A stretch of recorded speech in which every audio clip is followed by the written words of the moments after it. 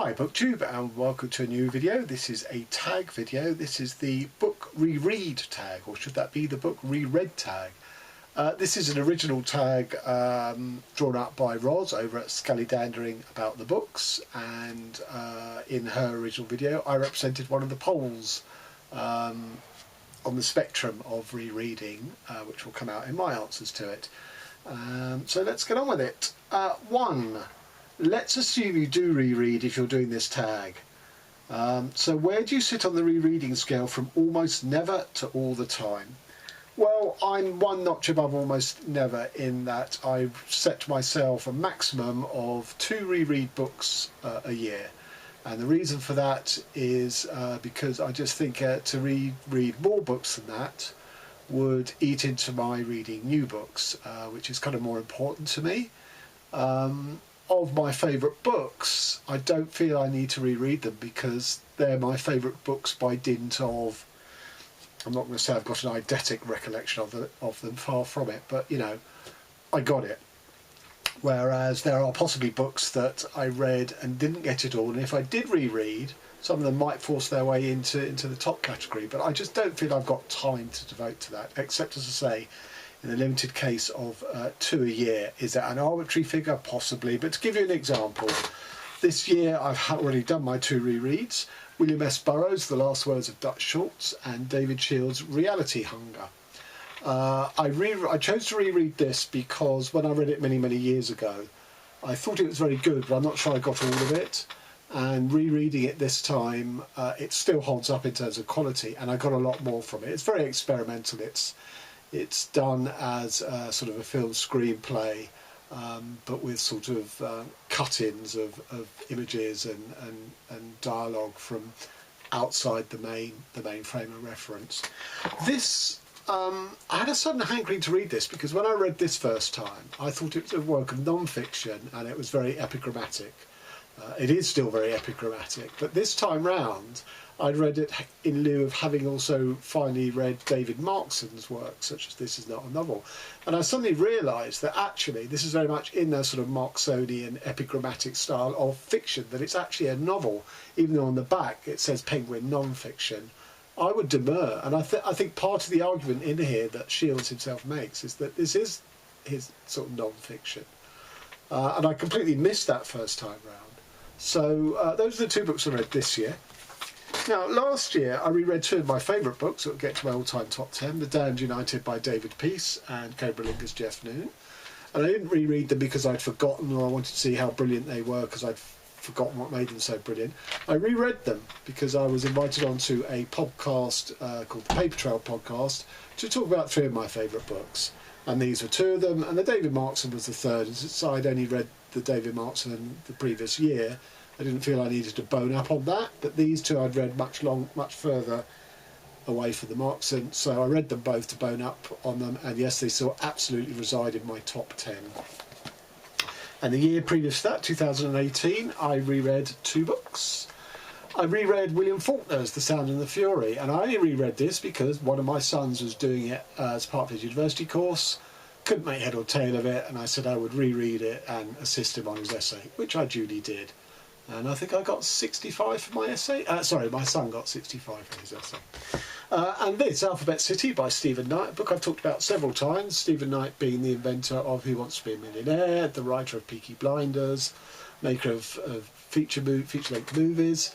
But before any of that, he wrote novels, and this was one such. And the reason I reread it, even though I remembered it pretty well, is because in 2018 my book 3 Dreams in the Key of G came out, and I was doing lots of marketing around it. One of the things I did for it was 6 Degrees of Literary Separation, the book tag, and this was part of it, and I needed to look up how I could link to it or from it to the next book in the chain.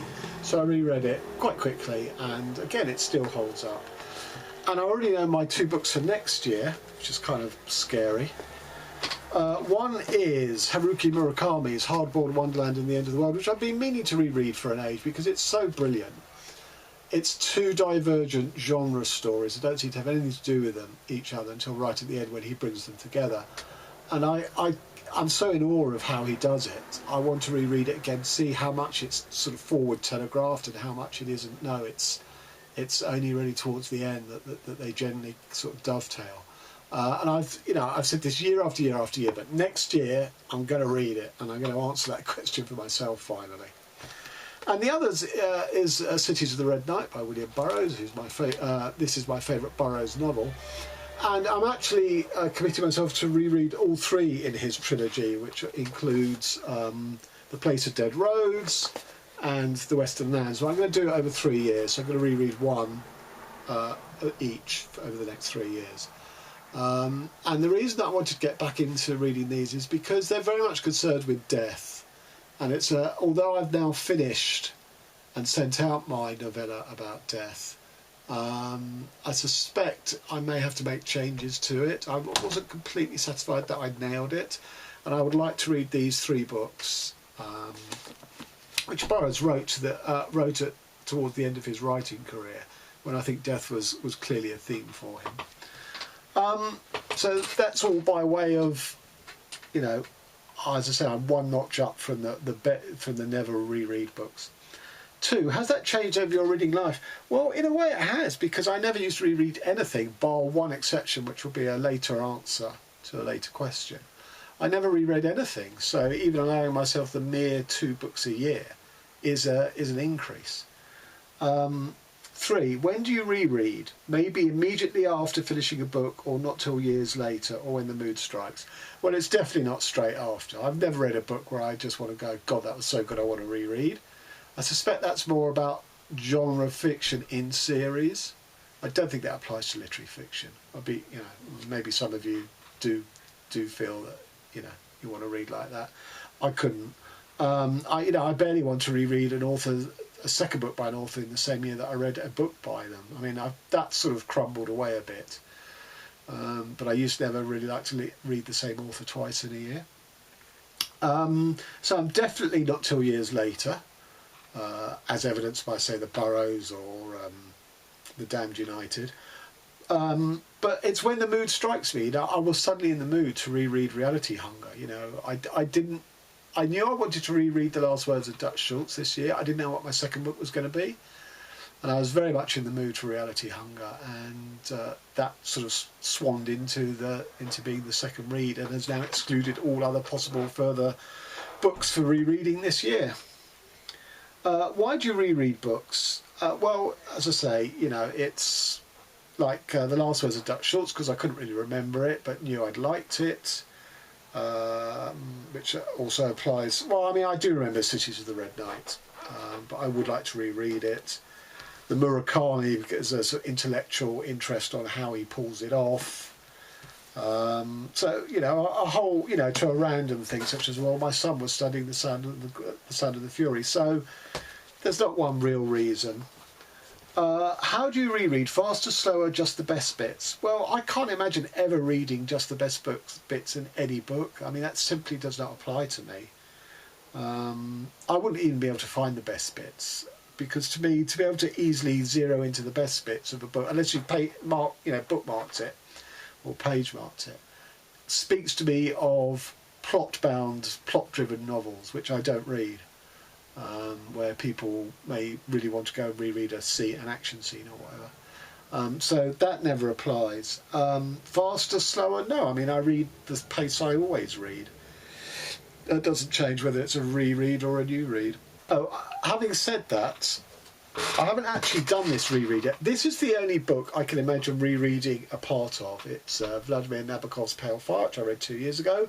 And again, this is about death and starts off with a poem about death, which was brilliant. And I always meant, while I was writing my novella on death, to go back and reread it, and I never got round to it.